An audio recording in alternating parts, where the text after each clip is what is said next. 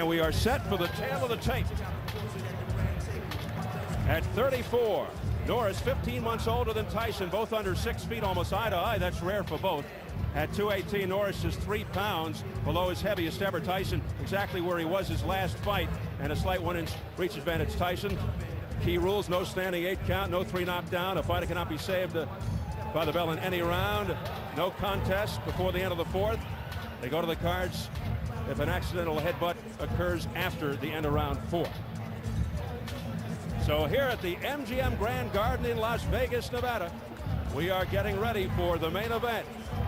Another comeback fight for Mike Tyson as he faces Orlin Norris. The official introductions from our ring announcer, the classy Jimmy Lennon Jr.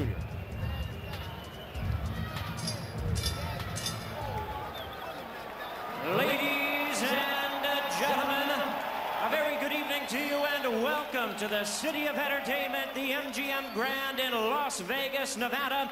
It's time for the featured bout of the evening, a heavyweight special attraction scheduled for 10 rounds of boxing and brought to you by America Presents, matchmaker Thomas Brown, in association with Showtime Championship Boxing and the MGM Grand.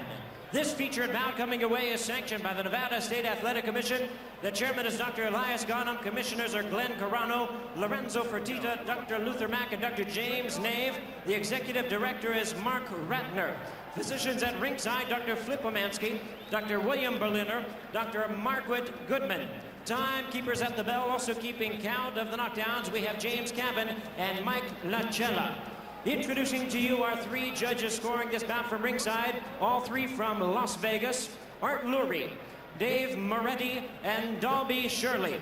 Introducing the 3rd man of the ring, a referee in charge. He'll be giving instructions after the introductions, Richard Steele. All right, fans, here we go. The time has come for our main event of the evening. And now, ladies and gentlemen in attendance and boxing fans joining us around the world, live from the MGM Grand in Las Vegas, Nevada, it's showtime!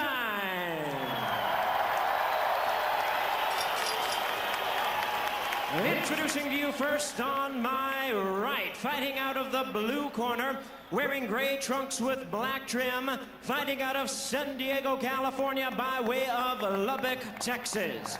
He weighed in at a ready 218 pounds. His record stands at 50 wins, 5 losses, 1 no decision, with 27 wins coming by way of knockout. Please welcome the former WBA Cruiserweight Champion of the World, introducing Orlin Night Train Norris.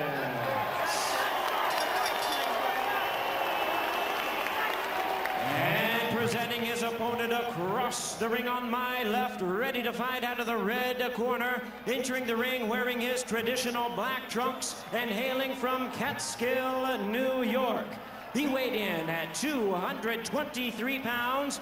With a record of 46 wins and 3 losses, he has 40 wins coming by way of knockout. Here is the youngest man ever to win the heavyweight title. Please welcome the explosive 2-time heavyweight champion of the world, introducing the one and only Mike Tyson.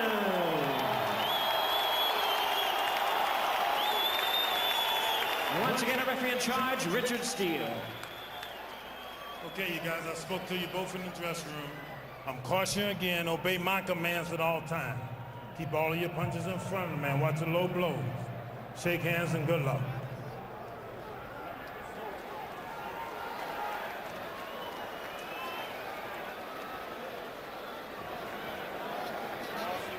Mike Tyson should look sharper tonight. Look for him to be the aggressor. I think he'll go after the defensive-minded Orlin Norris, but the feeling is Norris will look to survive by grabbing and holding, and he'll try to box. But Norris's trainer, Abel Sanchez, says when it really gets tough in there, Tyson won't be moving and throwing combinations. He'll revert to what he does best, throwing bombs. We'll see. Richard Steele, controversial referee, the 3rd man, and here we go. The bell for round 1, and Tyson comes right out with a straight left. Orlin's a great defensive fighter. good offensive fighter as well. Not with the power of Mike, but he's probably a little quicker, very sneaky, good movement, and he's used to going the distance, Steve. He can go and do the 10 rounds, no problem. Norris heavily muscled, not quite as defined and carved as Tyson. They're not used to being on the same eye level as each other.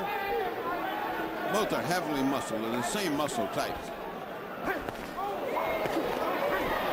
Good left hook to the belly by Mike Tyson right there. Tyson going to the body. This is going to be something new. Mike's used to springing up into big men. Now he has a short man the same size right in front of him. Great.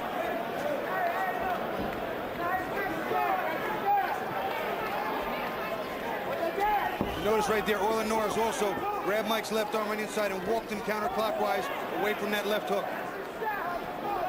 At least Mike is trying to jab more than he did in the other fights. They've trained him to start to come in with a jab. Well, he's coming in with a jab. And Norris boxing, throwing the jab, and Keep punches in front. Tyson holds. Norris very cool. He's not at all upset. He's just boxing like he always does. Not at all intimidated by the moment. Not at all. Heavy right hands, a series of rights to the head and body by Mike Tyson, getting a roar from the crowd. Here's that jab of Norris again. Orlin still hasn't stopped and picked his spot. He's looking for the spot to get that pound of flesh. He's got to hit Mike and sting him a little so he can get some respect. Then he can implement his game plan much easier. Norris's best weapon, the double left hook. There's a straight left hand there by Mike Tyson, and then he follows it up with a combination and a right uppercut. Orlin's very hard to hit clean. Keeps his hands high and tight, rolls, uses his shoulders to roll with the punches and block them. If Mike is not in condition to go good 10 rounds at good pace, could be interesting after we get past 5 and 6. Orlin's one of these kind of guys that's fought everybody. He's not intimidated at all. I mean, he's doing this just like if he's fighting anybody else for the championship. I don't know what I see in Tyson yet. He's coming in with a jab. It looks like he's not bending from the waist enough. He's certainly not moving his head enough. He's still standing straight up. See, he's not bending over like he used to and coil and spring. Punch and get out of there. Break, step back. Norris, a consummate defensive fighter, good boxer, counter puncher. Oh man, don't tell me we're starting that. Getting cautioned by Richard Steele as we head for the bell. That was a punch while they were talking. Oh, and he hits him after the bell, and Norris goes down, and here we go again. Tyson hit Norris after the bell. And let's see what Steele says. He hit after the bell. That's 2 points. Oh, really? 2 points. Deducts 2 points. Oh, really? He could have lost the whole fight. 2 points. Put that on American Express. What And difference just does like that make? that, the crowd is turned on Tyson. You gotta listen up. That costs you 2 points. Listen. Need that jab. Get him looking at get your rhythm. Show him that jab. Oh, you cannot stay in front of him. When you throw a punch, you gotta walk him. You gotta move him. Come on, It costs him 2 points, okay? Now, Let's listen. when you throw a punch, Oh, great! And once again, Richard Steele in the center of a hurricane. Mike Marley in the background. Norris's advisor is screaming at the top of his lungs. It's a disqualification because he hit him after the bell, and I clean it up for you. I'd like to see that again because it almost looked to me like if it was at the same time as him saying break and the punch going. Time now. Well, Now this is politics now. the bell is rung for round 2, but nothing's happening. Norris in the corner shaking up. They're Abel checking Sanchez right leg. sends his knee.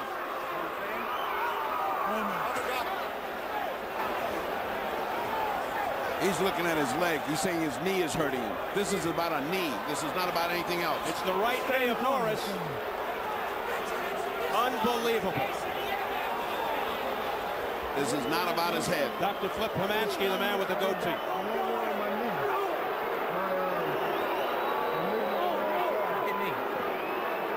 So you're right there in your knee and you can't continue?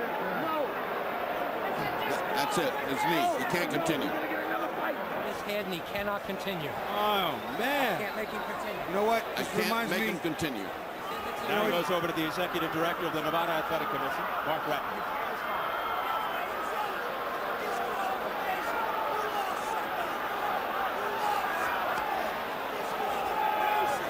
Can you believe this after one round?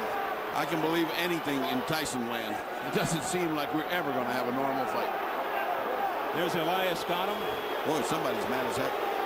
From the Nevada Athletic Commission, they're conferring with all of the guys there now. Why would a blow on the head hurt your knee? I mean, you know, what? Well, when he went down, right, he made. Let's watch it. Let's watch slammed on his knee when he went down. Let's see. Let's see. I want to hear him say break and at the time watch Tyson's arm. No, here he is. See? Oh, it's he buckled. folded. Yeah. You could see his leg buckled as he went down.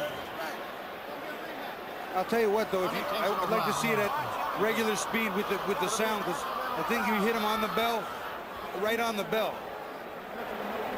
That's the way I see it, Bobby. I think that was a simultaneous thing, just as it was happening. Here comes Mark Ratner. Let's listen. Come on, Danny.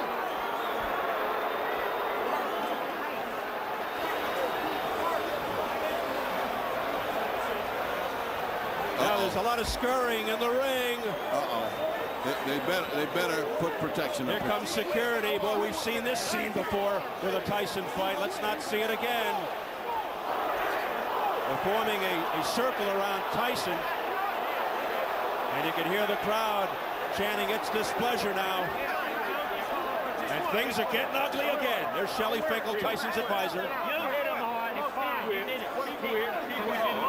Look at the amount of security in the ring.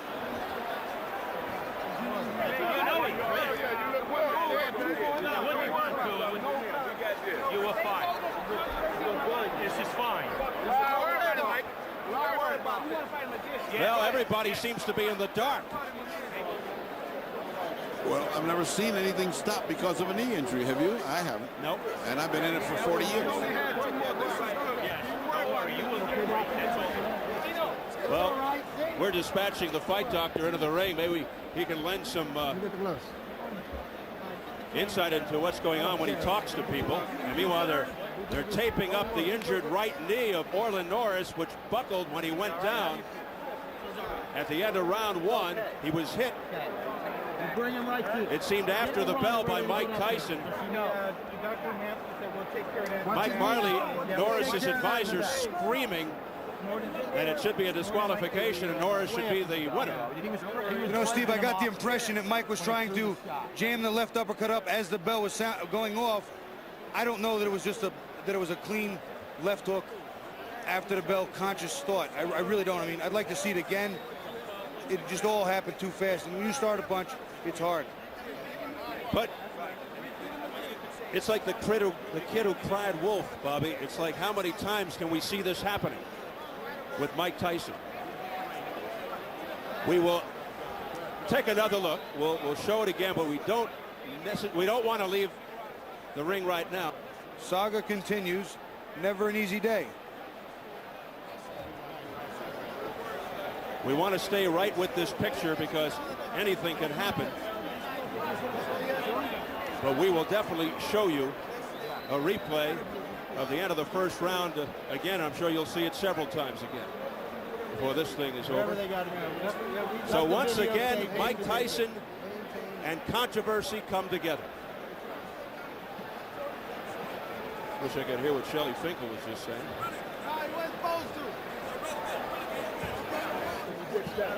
Well, let's find out what's going on. We'll get Jimmy Lennon Jr. up there in the ring to make an announcement. Take it, Jimmy. Ladies and gentlemen, your attention, please. This bout has been stopped after round number one due to an accidental foul which occurred after the bell rang. This bout is officially ruled at this time a no contest.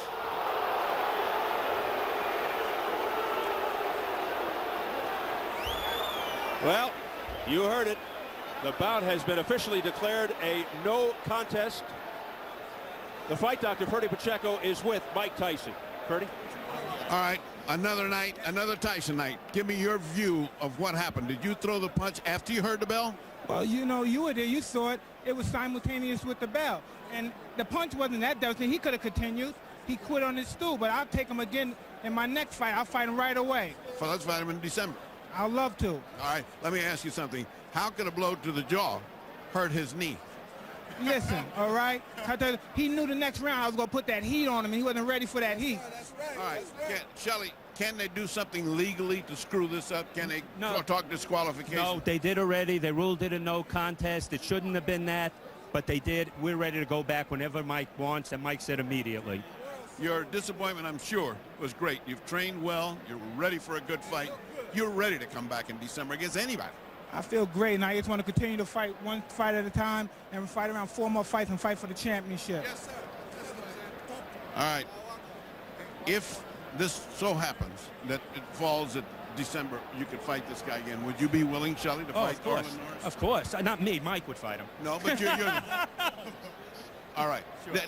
Hey, you and I have been around a long time together. You feel your snake bit or something every time something happens? God, every time you come up here, something crazy happens. Well, listen, all praise be to Allah. I don't want to dwell on this anymore. I just want to say hi to my friend, the Smith family out there in Gilbert, Arizona. I like to say hi to Tiger Woods. We trained together with Keith Cleveland, and he did it, and I wanted to score another knockout because you were successful. And I like to say hi to my friend Chuck Zito and get well soon. I love you, brother. Peace. All right, I think that helps everybody else. Let's go back to Steve Albert at ringside. Well, just got an official explanation from the other ringside physician here telling us that Norris twisted his knee when he fell, and there you see the results of it all. And I believe underneath that, Steve, there's a scar from some previous surgery and injury. So once again, controversy and Mike Tyson are connected as this fight ends after 1 round. We're going to take another listen to exactly how it sounded at the end of the first round. Let's go.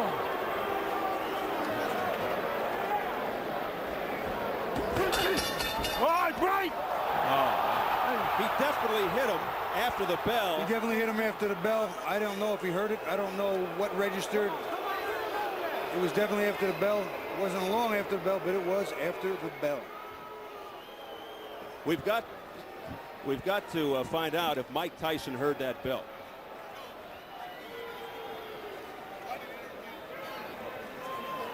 Unbelievable. They stopped the fight after round 1 on an accidental foul. They call it a no contest. This thing goes 3 minutes and it's over. And just a lot of befuddled people here. Ferdy's up there with Orlin Norris now. Ferdy? How do you feel ending this thing in this bizarre fashion? I mean, I didn't want it to end like this. I mean, I was doing what I needed to do in the fight. You know, he hit me clearly after the bell rung. You know, did you hear the bell and then the blow? Oh, I heard the bell, and I was about ready to take a step back to advance toward him. You know, but I still was watching him. But you know, he threw an uppercut. Rick still stuck his arm in, and then come another uppercut that he caught me with. You know, but he definitely caught you with one. Oh yeah, he hit me pretty square with him. You know, I mean, knocked me down. What do you think happened to your knee? Why did it give away like that? Well, I mean, like I said, I was the bell that rang. I know that rang. I was in a position where I was on my way back, where I was just going to spin and go back. You know, but he threw the uppercut. You know, boom, boom. You know, and I was just in the wrong position. We've just finished interviewing. He says he wants to have you back as soon as possible. Is December too early for you? Well, you know, I don't know. I have to see, you know, what's wrong with my knee, you know. But you mean we're going to put you on injured reserve like the football team? I don't want it to be like that because this is not football, you know. You think it can recover? Have you ever had any injury to that knee? Let's start there. Yeah, you know, yeah. This is a knee that's given you problems before. Well, you know, I heard it once before, you know, but it's never given me problems. Have you ever got it operated on? Yes. You had an operation on the knee, and this is the one that went. Yeah. Well, it didn't go because of anything. It went because the way when I went down, the way my leg was contorted. That's what happened to me. Otherwise, there was nothing wrong with my knee. You know, my knee was fine. It's been fine for, you know, probably 8 years. You know, but it was just the way that I was stepping away from the action and got caught with a shot. You think you're just part of the Tyson curse? Then no matter what he does, it ends up strange. I don't know. I didn't want it to end like this. You know, I'm not into curses or anything like that. You know, I wanted to have a fight where it would be clean. I lost. You know, if I lost, I lost. You know, if I got knocked out, I got knocked out. But not by getting hit, you know, at the end of the bell. Was the fight going the way you thought it was going? Were you satisfied with the first round? Were you? Oh yeah, I felt like I was winning the first round. You know, I felt his power. You know, and you know, I knew what I had to do. You know, from that point on, you know, that was just the beginning of my whole strategy. You know, to boxing. You know, and feel his power. You know, and you know, I had got past that round. You know. All right, so the main thing for you then is to rest and rehabilitate your knee, see what's necessary for it, and then make future plans to see if you come back with Tyson again or if they bypass you and keep on going. Right, that's my plan, to see what happens. You know. All right, Abel, we are going to go back to Steve and Bobby at ringside, but your last thing, are you very disappointed? Extremely disappointed. We worked very hard in the gym. We didn't want it to end this way, but there was no way I was going to let him continue with it swelling up like that. Absolutely. All right, to Bobby and Steve at ringside. All right, Ferdy. Thank you very much, Ferdy. We did we observed that Orlin Norris was able to walk back to the corner okay under his own power. The corner instructed him to stay seated between rounds, and in particular his advisor, Michael Marley. Let's telestrate with the help of Bobby Ches exactly what happened here. Maybe it'll shed some light. I don't know. Well, you're going to see right here is the knee. The telestrator's not working right now. Okay, as he comes in, now watch the shot. Now watch him go down. Look at this knee. The telestrator's not working, fellas, for whatever reason. But the knee right here, you look at his right knee, it's bent, and then his body will topple to the right, twisting it further. If we can run this photo, see, there you go. Now, only he knows and only that knee can show what damage that did.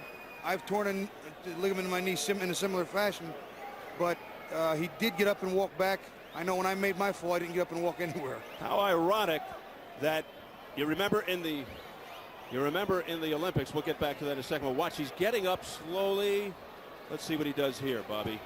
He's walking okay under his own power. He's not even limping there. That's, no, you know, that's not no sign of trouble. That knee's not torn, because if he was torn, I tore mine doing exactly what Orlin did just there, almost the exact same type of fall. Tore it, and there's no way I could walk for quite some time. And then, you know, we heard Mike Marley screaming for a disqualification all along, and Marley and the corner instructing him to stay seated between rounds after he walked back to the corner. Okay, under his own power, showing no signs of a limp. I was going to say that the irony in the Olympics, remember Evander Holyfield hit, I think it was a guy named Kevin Barry of New Zealand after the bell, and he lost the gold medal. And how ironic that it's the man whose ear was bitten a little over 2 years ago by Mike Tyson. Well, I thought after the bite, I had seen about every possible variation of a normal fight night that I could, and yet again, here is something new. The word normal and Mike Tyson usually don't go together. Mark Ratner with Elias Ghanem, James Nave in the middle there, in the blue suit, of course, Richard Steele, are all together talking things over. Mark Ratner on the left, the executive director of the Nevada State Athletic Commission, and two of the commissioners.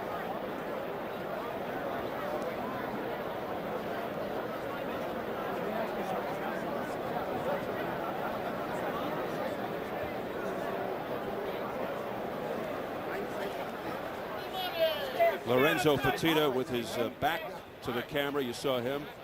And here goes Norris being helped out by Abel Sanchez, his trainer, and some members of the security. No, I'd like to say something to Mike Marley yelling rematch. We'll fight him again another time. DQ, disqualification. And let's remember back to another Norris, Terry Norris, when he was fighting in Mexico. Yes.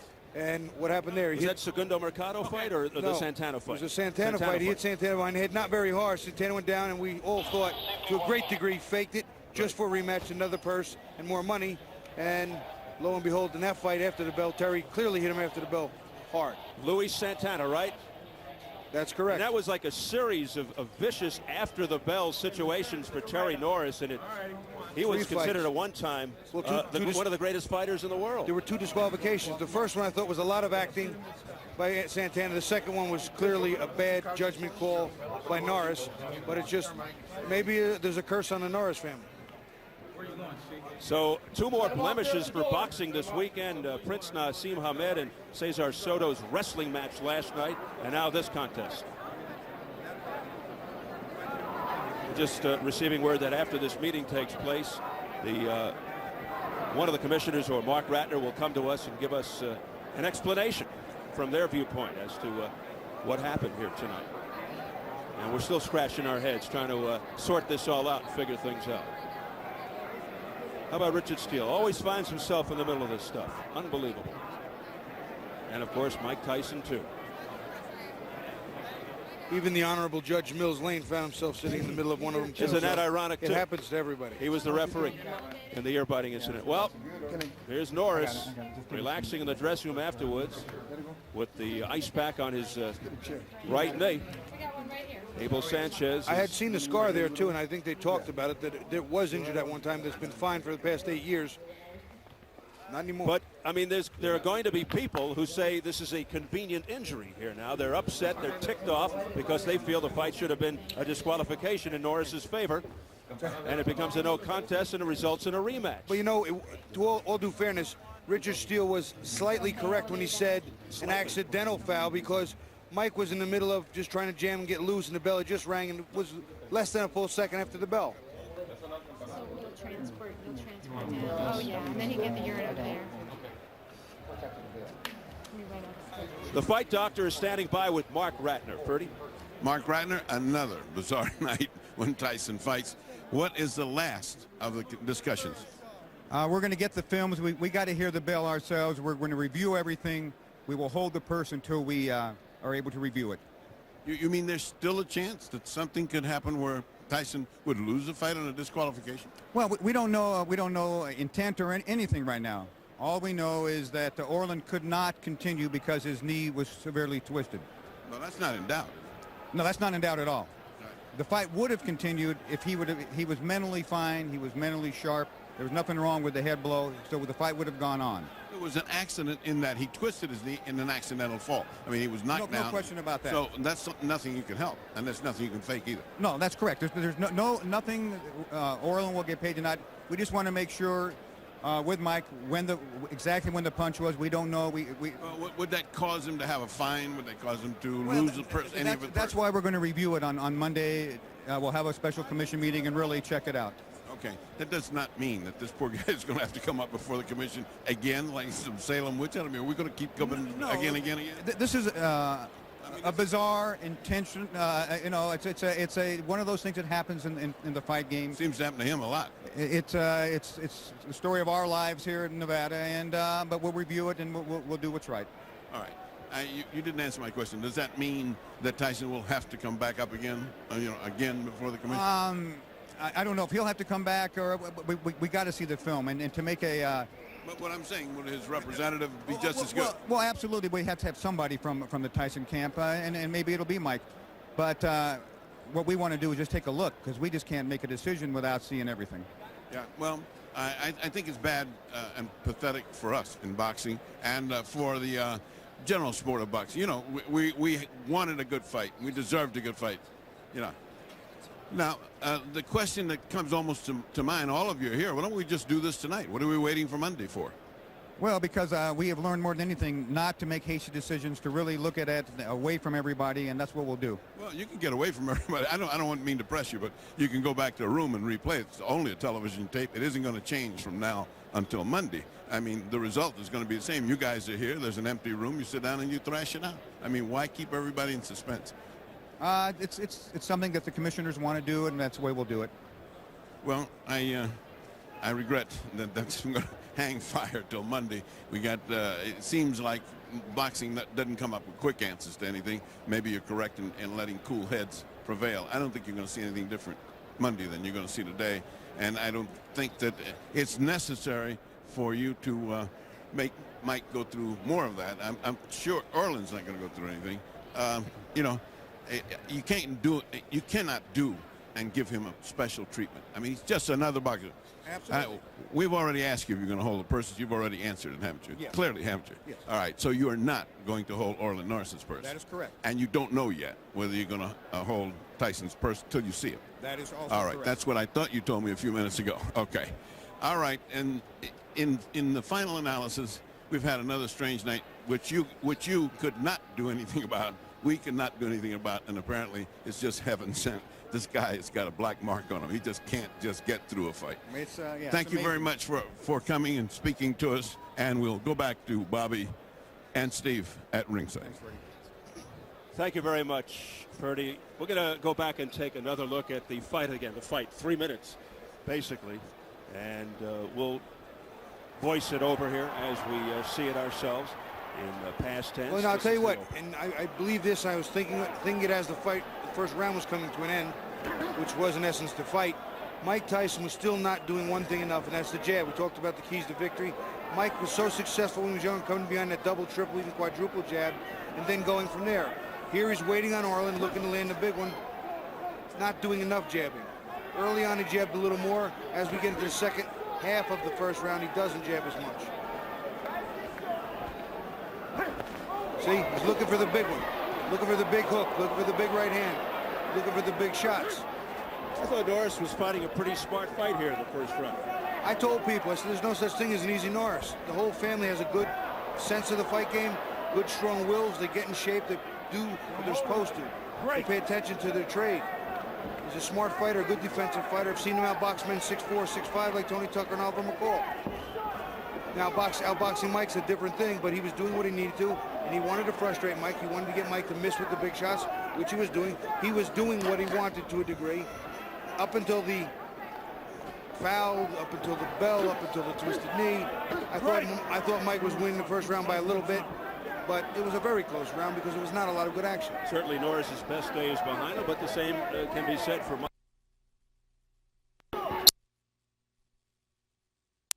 Orlin Norris. Now it starts getting rough. Tyson trying to go to the body and to the head. There's that. Right, now if Mike were doing it back, Orlin would have something in his face to worry about, and then he could unload with the right hand, the left hook, and or the uppercuts. And it's very intelligent to hold Mike on the inside because that's where he's at his most dangerous, even with a guy the same height. He's always close, he can hit you, he can hurt you. Always been a smart fighter, Orlin Norris, well schooled. Here's a good left hand there by Tyson.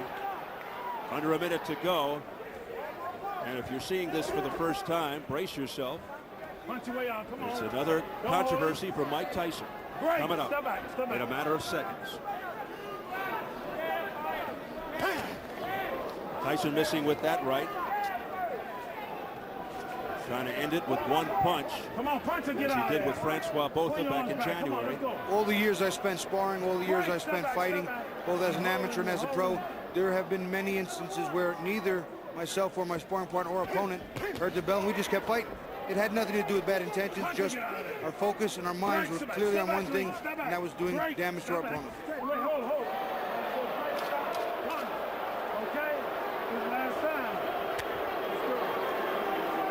The crowd getting on Tyson there and Richard Steele. And here it comes. The bell clearly sounded. He hit him with the left. Down went Norris, but watch now. Watch the.